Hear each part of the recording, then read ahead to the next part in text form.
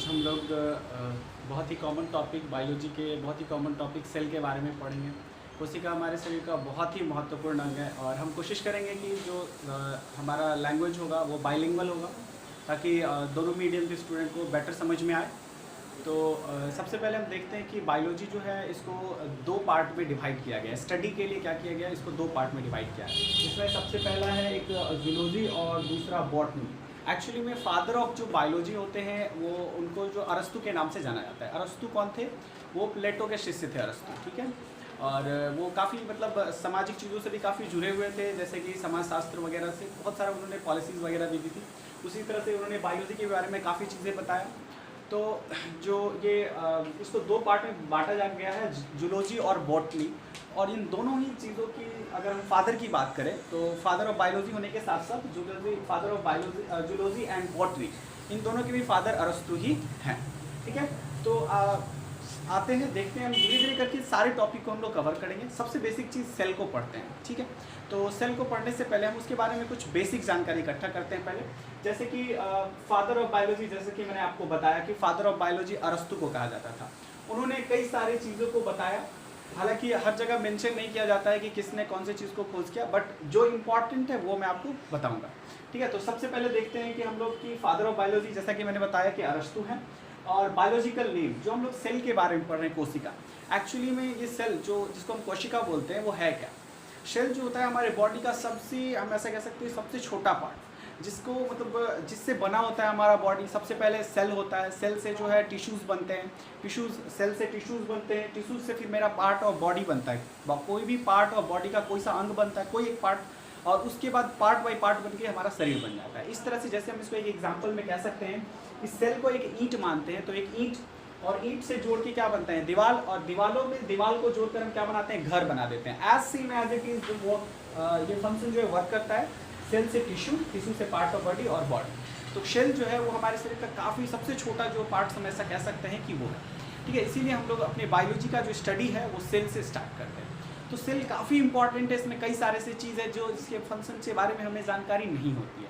आमतौर पे हमें जानकारी होनी चाहिए। दैट डजंट कीप मैटर कि हम बायोलॉजी से ही कुछ पढ़ाई कर रहे हैं या नहीं कर रहे हैं। ये बेसिक नॉलेज है जो हमको पता होना चाहिए अपने बॉडी के बारे में। तो हम कोशिश करेंगे कि अपने टॉपिक में बेसिक चीज़ों को ज़्यादा इकट्ठा करें, ताकि नॉर्मल पीपल को भी फ़ायदा हो। ज़रूरी नहीं है कि ये जॉब ही पर्पस में जो है वो काम करेंगे, या फिर जो जनरल कॉम्पिटिशन में तैयारी कर रहे हैं उन्हीं के लिए खास तौर पे नहीं है।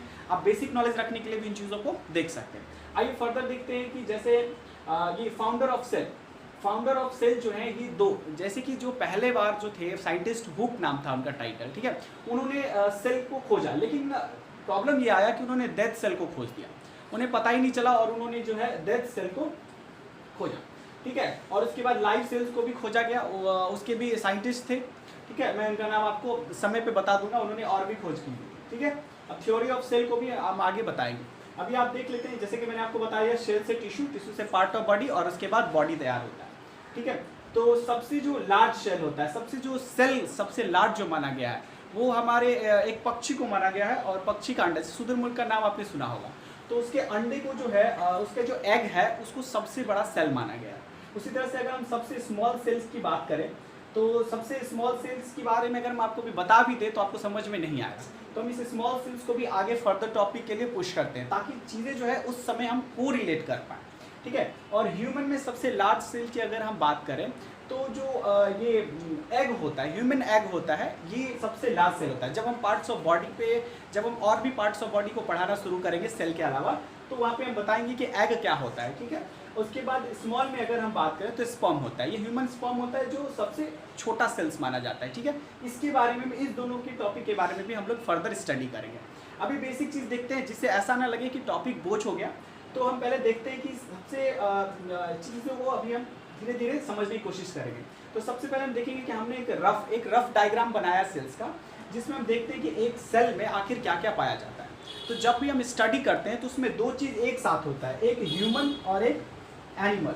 ह्यूमन और एनिमल को हम एक साथ पढ़ते हैं। इसके पीछे का लॉजिकल रीज़न क्या है कि एनिमल और ह्यूमन दोनों को एनिमल ही बोला जाता है, जिसको हम अलग अपने स्टेटस से अलग समझते हैं कि वो एनिमल है, वो ह्यूमन है, हम इसको अलग समझते हैं। लेकिन नेचुरली क्या होता है कि ये दोनों एक ही है। जब हम दोनों का साइंस में स्टडी करेंगे तो साइंस इन दोनों को एक ही मानता है। अब जहाँ पे सेल या किसी भी पार्ट्स ऑफ बॉडी में जहाँ ह्यूमन अलग होगा और एनिमल अलग होगा तो हम उसको वहाँ अलग अलग जस्टिफाई आपको कर देंगे।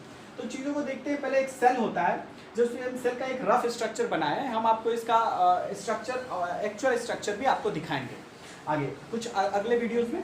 तो देखिए, सबसे पहले हम एक सेल का एक डायग्राम लिए हैं। तो इसकी जो बाहरी परत है ये प्लाज्मा मेम्ब्रेन होती है। ये क्या होती है? प्लाज्मा मेम्ब्रेन कहलाती है।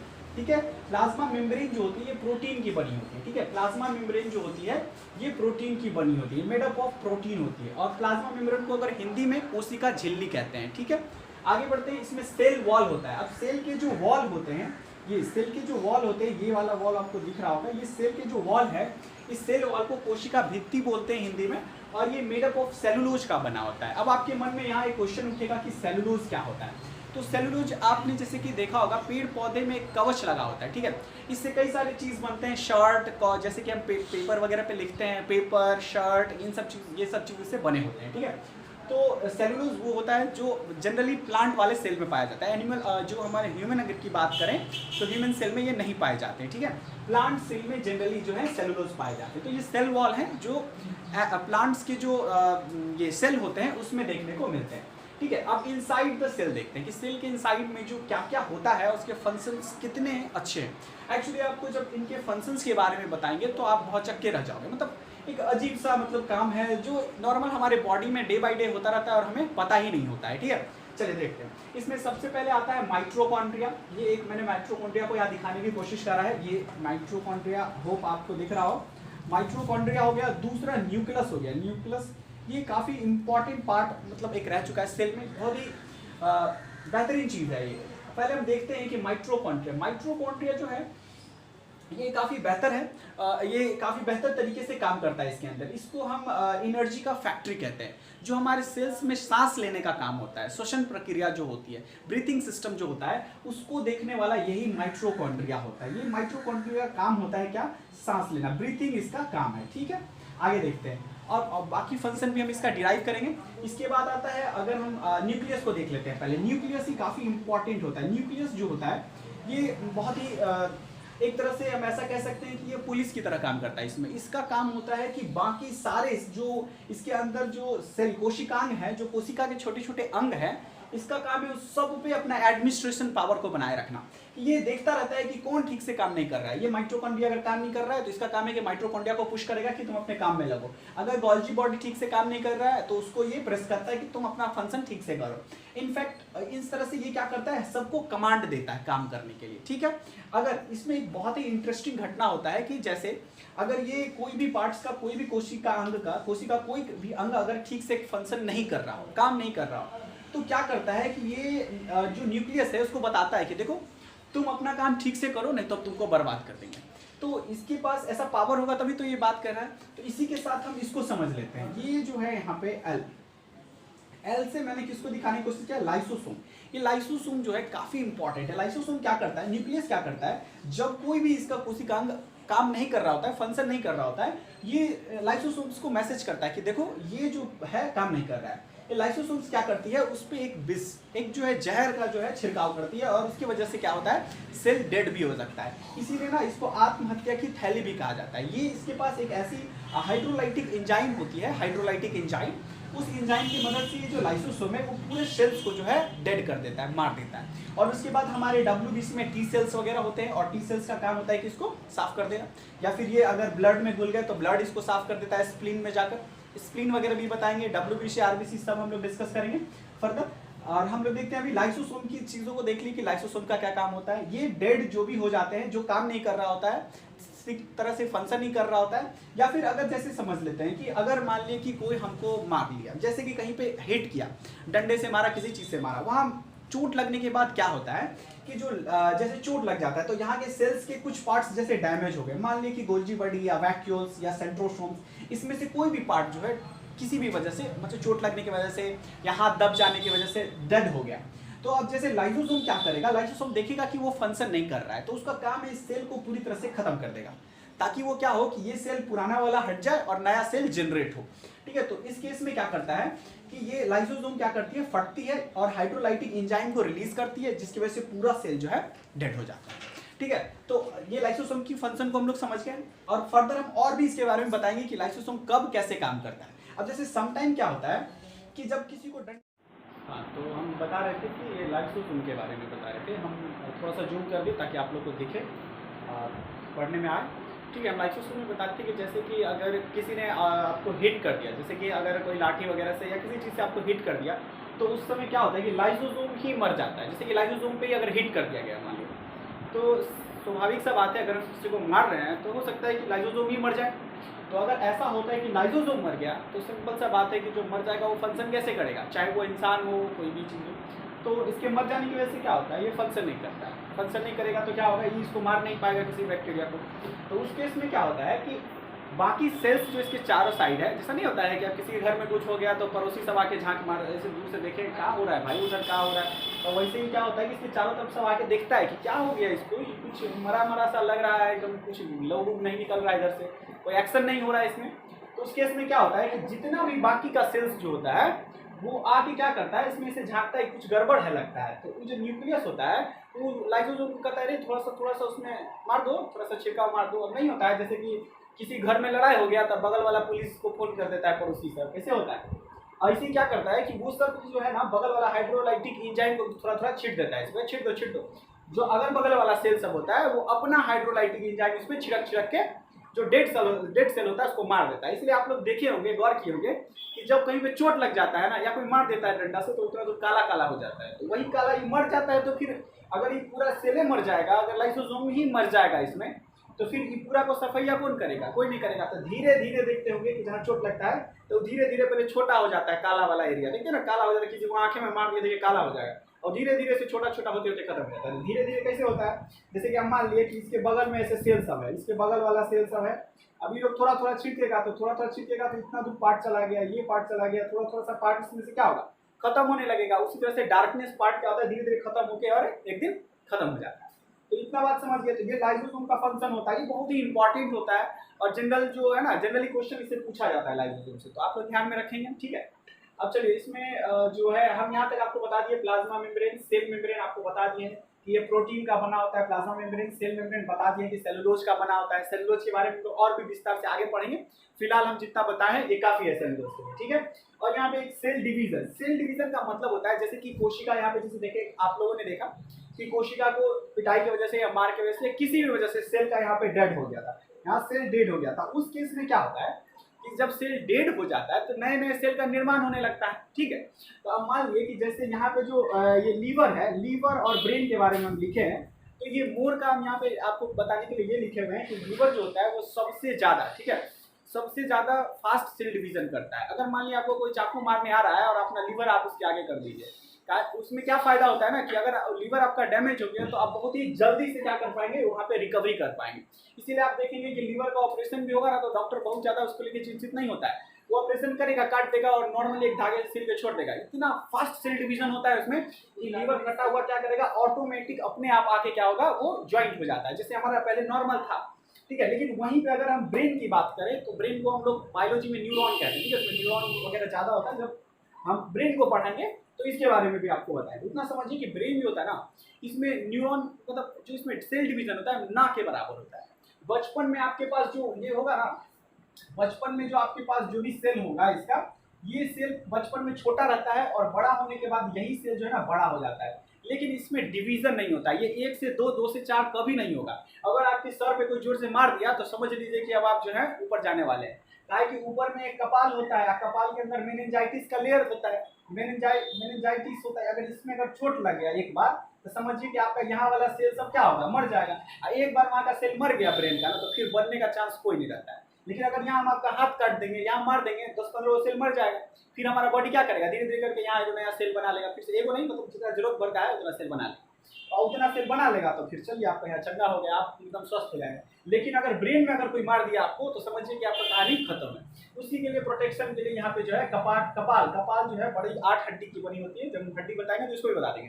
तो इसमें जो हड्डी होती है उसकी बनी होती है, देखने कितना हार्ड होता है, इसलिए छोटा मोटा चोट से इसको कुछ नहीं होता। और लेकिन अगर जोर से मार दिया और मेनिंजाइटिस के अंदर चला गया चोट, तो समझिए कि जिंदगी भर के लिए क्या हो जाएगा, वो अब दिमाग रूपी बीमारी से ग्रसित हो जाएगा। तो जैसा कि आप लोग गजनी मूवी वगैरह देखे होंगे, तो गजनी मूवी सब में क्या होता है, देखिए ना, उसको खोपड़ी हिल जाता है उसको लोहा लेके मार देता है कस के खोपड़ी को। अब स्वाभाविक सा बात है, उतना कस के मारेगा तो डैमेज हो जाएगा, डैमेज होगा तो उसका सेल कभी रिकवर नहीं होता है, और सेल अगर रिकवर नहीं हुआ तो हो गया भाई, वो जिंदगी भर के लिए देखिए शॉर्ट सर्किट हो जाता है उसके दिमाग में, 5 मिनट याद रखता है, 2 मिनट याद रखता है, भूल जाता है, तो शॉर्ट सर्किट लगता है। तो बहुत सारा प्रॉब्लम होता है, जरूरी नहीं है कि गजनीय बन जाएगा आदमी, हो सकता है आदमी की डेड भी हो जाए, उसको बायोलॉजिकल डेड घोषित कर दिया जाए, ब्रेन काम करना छोड़ दे, हो सकता है पागल हो जाए, कुछ भी हो सकता है, डिपेंड करता है किस तरह का उसको चोट लगा।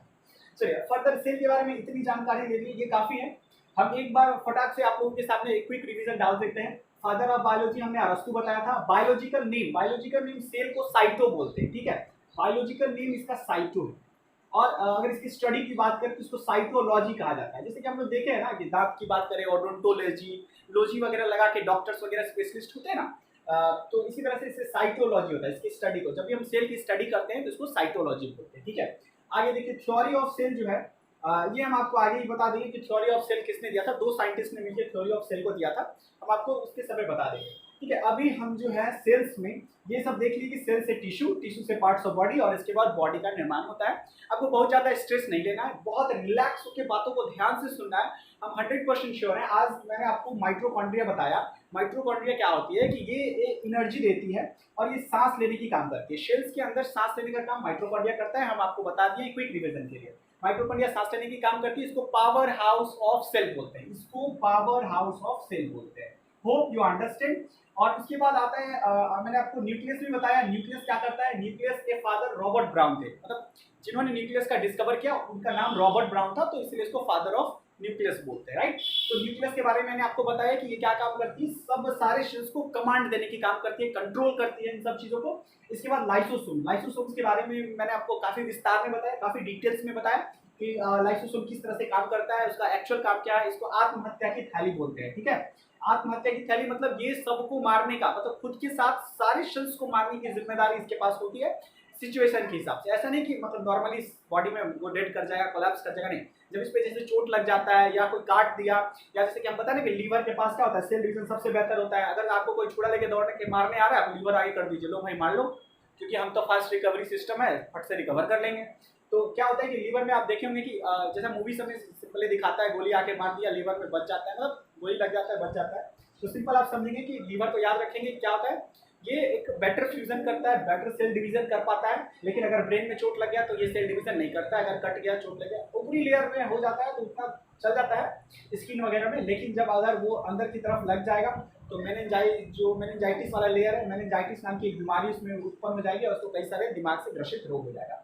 तो हम माइटोकॉन्ड्रिया, न्यूक्लियस और लाइसोसोम के आज समझ गए बेटर तरीके से। आने वाली क्लास में हम वैक्यूल्स, गोल्जी बॉडी, सेंट्रोसोम और एंडोप्लाज्मिक रेटिकुलम के बारे में पढ़ेंगे।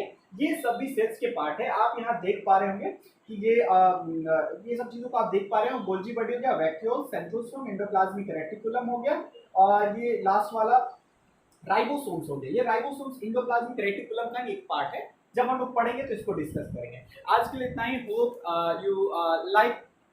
Hope you like all the things and अगर आपको मजा आ रहा हो, अगर कोई इसमें कोई क्वेश्चन हो, कोई इशू हो, आप सिंपली कमेंट बॉक्स में कमेंट कर सकते हैं। मिलते हैं नेक्स्ट क्लास में। Thank you.